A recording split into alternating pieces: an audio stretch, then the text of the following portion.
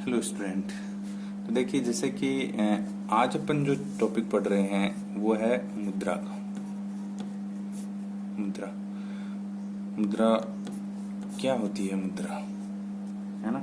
फिर मुद्रा का अर्थ है, मुद्रा का कार्य है, उसका महत्व क्या है, इनके बारे में अपन चर्चा करेंगे। देखो, मुद्रा क्या है, सबसे पहले तो बात यही होती है। तो मुद्रा एक वो साधन है जो वस्तुओं का जो विनिमय होता है उसके मध्य एक कड़ी का कार्य करता है। मतलब मुद्रा एक ऐसा साधन है जो वस्तु विनिमय को आसान बनाता है।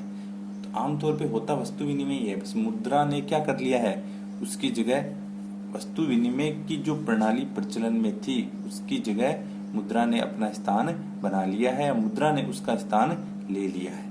अब जो माध्यम बन गया है वो क्या बन गया है? मुद्रा बन गया है। तो देखो, तो मुद्रा उसी प्रकार, ये एक आविष्कार उसी प्रकार का है जिस प्रकार अग्नि का आविष्कार हुआ था। प्राचीन समय में अग्नि का आविष्कार हुआ था, पहिए का आविष्कार हुआ था। ये जैसे जो आविष्कार हुए थे, तो उसी जैसे अपन बात करें, फिर जैसे बिजली का आविष्कार हुआ था। ये जितने भी आविष्कार हुए हैं ये सारे के सारे क्या थे?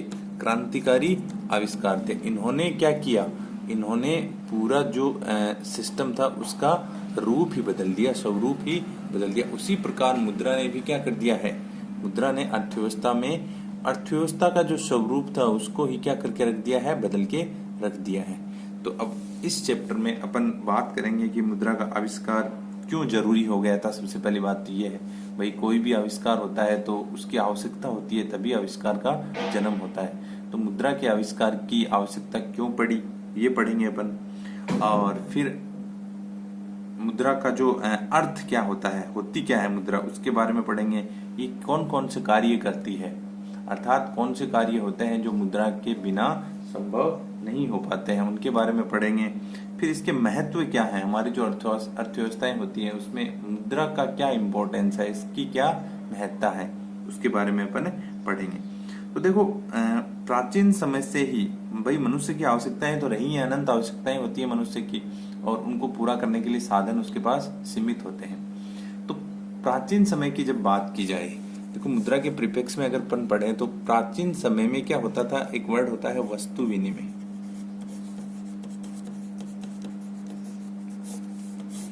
वस्तु विनिमय, देखो वस्तु विनिमय, वस्तु विनिमय क्या है? प्राचीन समय में, आज से जैसे 20 साल 50 साल पहले की बात है, जब मुद्रा का इतना ज्यादा क्या नहीं था, अस्तित्व नहीं था, मुद्रा इतनी ज्यादा प्रचलन में नहीं थी। उस समय सारे के सारे, वस्तु का मतलब होता है थिंग्स, जो भी वस्तुएं होती है, विनिमय का मतलब होता है बदलना। तो देखो प्राचीन समय में क्या होता था कि हमारे पास मुद्रा, आप लोगों ने सुना होगा आपके दादा दादी से, किसी से भी, कि उस समय पैसा बहुत ना के बराबर था, लोगों के पास में पैसा था ही नहीं। तो देखो, पैसा ना होने का मतलब क्या है? मुद्रा नहीं थी लोगों के पास में। तो मुद्रा नहीं थी तो भाई विनिमय जो होते थे, विनिमय तो उस टाइम में भी होते थे, मतलब जरूरतें तो लोगों की उस टाइम में भी थी ही। तो उन जरूरतों को फिर पूरा कैसे करते थे? तो वो उन जरूरतों को पूरा करते थे वस्तुओं का, वस्तुओं के द्वारा ही विनिमय करके। कैसे? देखो, जैसे किसी, कोई एक किसान है, एक अपन एग्जाम्पल से समझते हैं इसको। किसान है, उसके पास गेहूं है, ठीक है। अब इस किसान के पास गेहूं है तो ये, इसकी उपज या इसकी जो वस्तु है वो गेहूं ही है अकेली।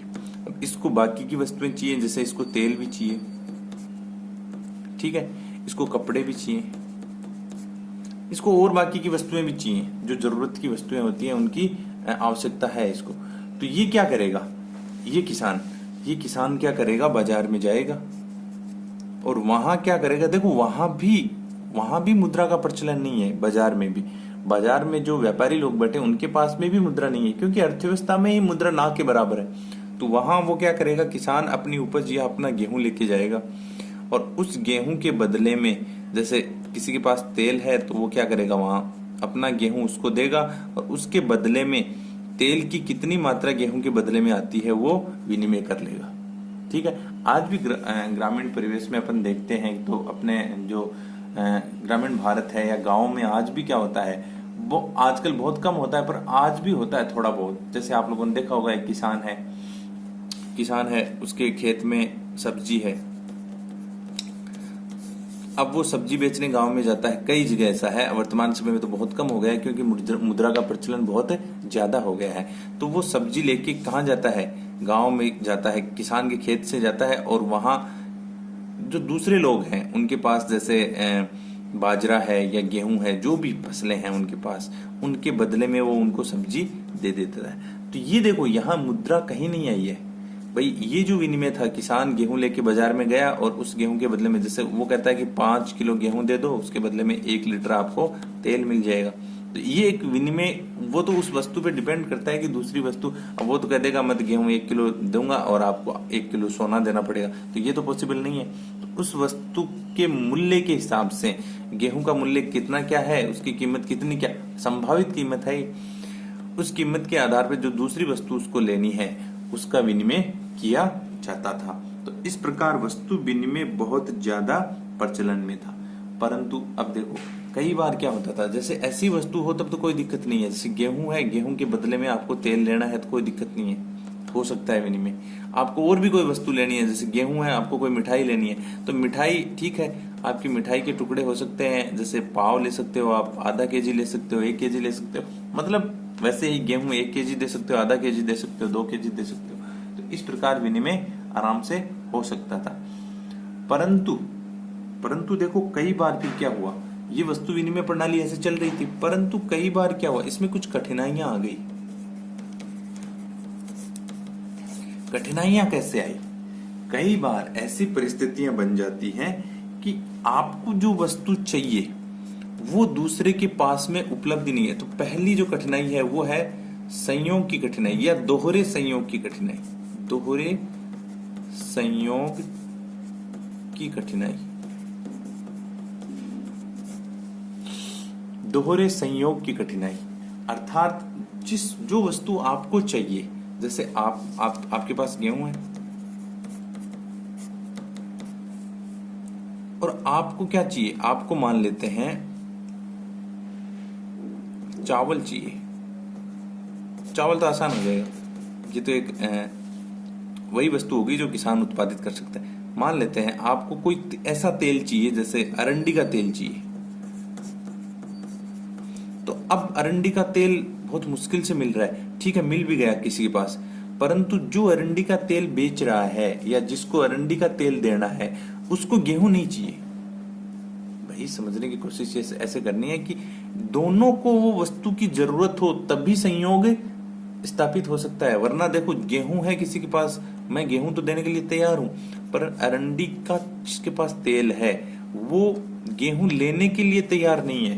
तो अब क्या हो गया, संयोग, जो दोनों का जो संयोग होना था वो नहीं मिल पाएगा, तो मेरे को वो वस्तु प्राप्त नहीं हो पाएगी। तो ऐसे संयोग, ऐसी समस्याएं बाजार में उत्पन्न होने लगी। किसी व्यक्ति को जिस वस्तु की जरूरत थी उस वस्तु का संयोग मिलने में समस्या उत्पन्न होने लगी। तो ऐसी समस्या हुई। दूसरा जो कठिनाई है वो है वस्तु के मूल्य मापने में कठिनाई, मूल्य के मापन में कठिनाई।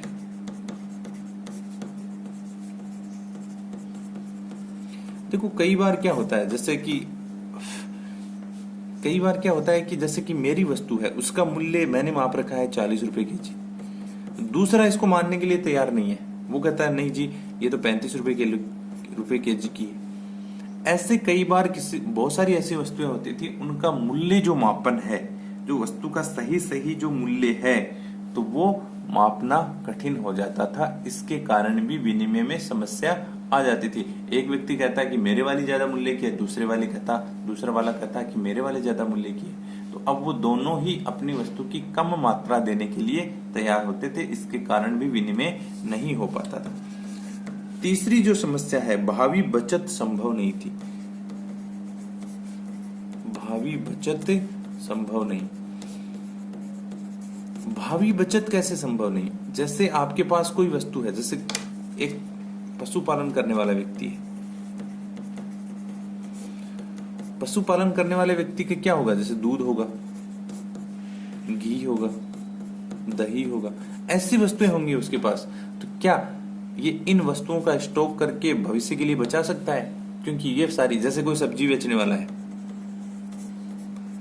क्या वो अपनी वस्तुओं को लंबे समय के लिए क्या कर सकता है, बचा के रख सकता है? नहीं रख सकता, क्योंकि ये सारी की सारी वस्तुएं क्या हैं, जल्दी ही खराब होने वाली हैं और इनको भविष्य के लिए बचा के नहीं रखा जा सकता। तो बहुत सारी ऐसी वस्तुएं होती थी जिनका भविष्य के लिए या भावी समय के लिए उनकी बचत करना आसान नहीं हो पाता था या उनको स्टोर नहीं किया जा सकता था बचत के रूप में।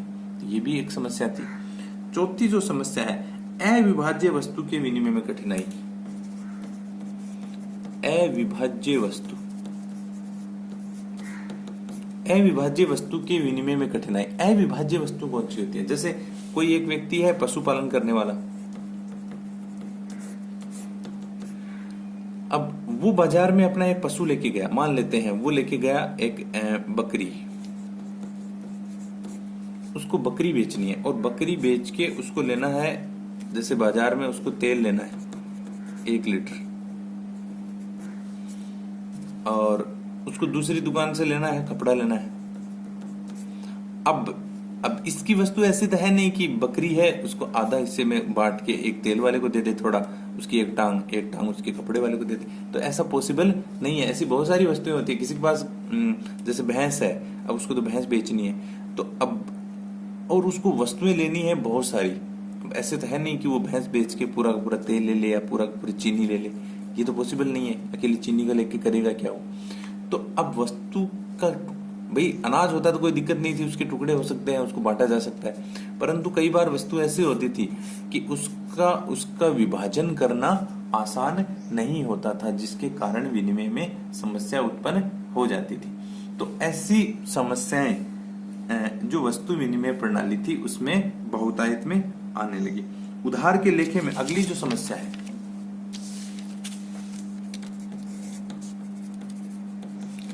उधार के लेखे में कठिनाई।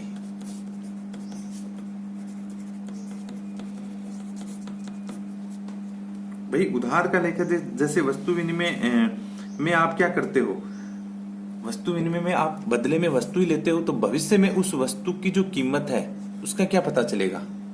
भविष्य में जैसे आपने उधार लेके गए, मान लेते हैं आपने किसी से कोई वस्तु उधार ली कि भविष्य में लौटा दूंगा, भविष्य में उस वस्तु की कीमत क्या हो सकती है, चेंज हो सकती है। तो भविष्य में अगर कीमत में बदलाव आ गया तो अब फिर वो उस वस्तु के बदले में उतनी ही वस्तु या वही वस्तु देने के लिए तैयार नहीं होगा। तो ये भी क्या होती थी, एक समस्याएं उत्पन्न हो जाती थी वस्तु विनिमय प्रणाली में। तो देखो अब ऐसी बहुत सारी और भी कई समस्याएं थी जो वस्तु, ये तो मुख्य समस्याएं हैं, ऐसी बहुत सारी कई और समस्याएं थी जो वस्तु विनिमय प्रणाली में उत्पन्न हुई। अब ऐसी समस्याओं के कारण, ऐसी जो समस्याएं थी वस्तु विनिमय प्रणाली में, इन समस्याओं के कारण विनिमय कठिन हो गया या विनिमय इतना आसान नहीं रहा। अब इस विनिमय को सरल करने के लिए किसका प्रादुर्भाव हुआ, किसका उदय हुआ? मुद्रा का उदय हुआ। तो देखो अब मुद्रा का उदय होने से ये जो समस्याएं हैं, जैसे अपन ने मुख्य जो समस्याएं पढ़ी हैं, जैसे दोहरे संयोग की कठिनाई है, कई बार अपन को संयोग नहीं मिल पाता था, जैसा संयोग अपन चाहते थे वैसा संयोग उपलब्ध नहीं होता था बाजार में। मूल्य के मापन में कठिनाई, कई बार अपन अपनी वस्तु का मूल्य अधिक मापते हैं, दूसरा उस वस्तु का मूल्य कम मापता है, तो इसके कारण भी समस्या उत्पन्न हो जाती थी। भावी बचत संभव नहीं थी, जैसे पशुपालन है या फिर किसान है, उसकी जो वस्तुएं थी उनकी भविष्य के लिए बचत करना आसान नहीं था, वो उनको भविष्य के लिए बचाकर नहीं रख सकता था। वस्तुओं की विभाज्यता की समस्याएं थी या फिर उधार व लेखे में कठिनाई थी। तो ये कुछ मुख्य ऐसी समस्याएं थी जिनके कारण वस्तु विनिमय में क्या आती थी, बाधाएं उत्पन्न हो जाती थी, समस्याएं उत्पन्न हो जाती थी। इसके कारण वस्तु विनिमय सरल नहीं रह गया था। तो अब इन समस्याओं को दूर कैसे किया जाए? इन समस्याओं को दूर करने के लिए किसका प्रादुर्भाव हुआ? मुद्रा का प्रादुर्भाव हुआ। ये कुछ समस्याएं थी, इसी के कारण मुद्रा का आविष्कार हुआ है। अब मुद्रा ने क्या किया? फिर मुद्रा ने एक मीडिएटर, एक मध्यस्थ की भूमिका निभाई है। इनके लिए जो विनिमय था उनमें एक मध्यस्थ की भूमिका कैसे कि आप बाजार में जाइए, अपनी जो भी वस्तु है उसको बाजार में बेचिए, उसके बदले में मुद्रा प्राप्त कीजिए, और उस मुद्रा से, क्योंकि मुद्रा तो विभाज्य भी है भाई, मुद्रा को तो छोटे रूप में टुकड़े भी किया जा सकता है, तो उस मुद्रा को फिर अपनी जो मनचाही वस्तु है उस पर खर्च कीजिए। तो इस प्रकार मुद्रा का प्रादुर्भाव हो गया।